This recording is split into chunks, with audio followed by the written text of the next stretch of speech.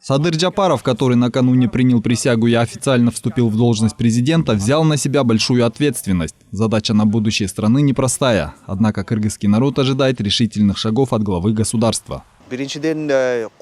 Во-первых, много проблем в обществе, и мы с нетерпением ждем возможности работы над ними. Это означает улучшение экономической ситуации. К ним относятся, например, безработица, закрытие малых предприятий, невозможность выплатить суды и даже выплата арендной платы. От нового правительства, конечно, ожидают решительных и быстрых действий. В то же время возникает вопрос, что теперь может делать президент. Сложные экономические проблемы не могут быть решены сразу. Садыр Джапаров с приходом к власти не должен спокойно сидеть. Специалисты считают, что необходимо собрать молодых специалистов. По словам Темирбека Нурматова, доцента кафедры международных отношений и права дипломатической академии, в инаугурационной речи Садыру Джапарову следовало бы подчеркнуть роль образованной молодежи.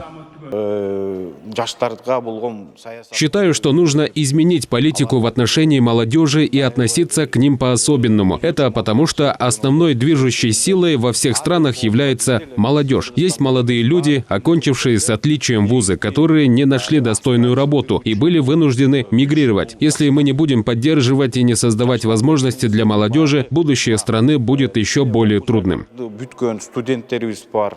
На инаугурации Садыр Джапаров отметил, что его президентство должно стать годом восстановления экономики, быстрого развития, поддержки предпринимательства. Он также отметил, что первые указы президента будут посвящены мерам по преодолению кризиса и оживлению экономики. Есть надежда, что глава государства сделает это с помощью хорошо образованной молодежи, оставив в стороне трайбализм. Политологи считают, что сейчас нужно тесно работать с ЕАЭС над экономическими изменениями.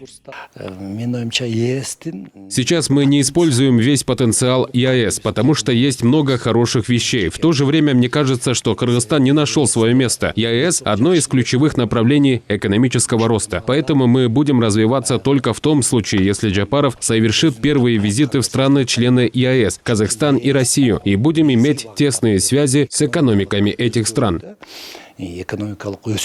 Садыр Джапаров заверил, что продолжит сотрудничество в Евразийском экономическом союзе и других международных организациях, таких как ООН, Шанхайская организация сотрудничества и Совет тюркских народов. Думаю, это было очень важное сообщение о том, с какими странами мы будем устанавливать отношения. В частности, мы продолжим наше стратегическое партнерство со странами Европы, Россией, Казахстаном, Узбекистаном и Китаем. Также было высказано мнение, что Кыргызстан постарается выполнить взятые на себя обязательства. Я считаю, что это важно, так как мировое сообщество ждет конкретных мер от нас. Внешняя политика Кыргызстана не отклоняется от многовекторности. Он будет и впредь стремиться к широкому сотрудничеству с США, Европой и Азией на основе взаимного уважения. Азамат Кенжешев, Алтынбек Саакиев, Нью ТВ.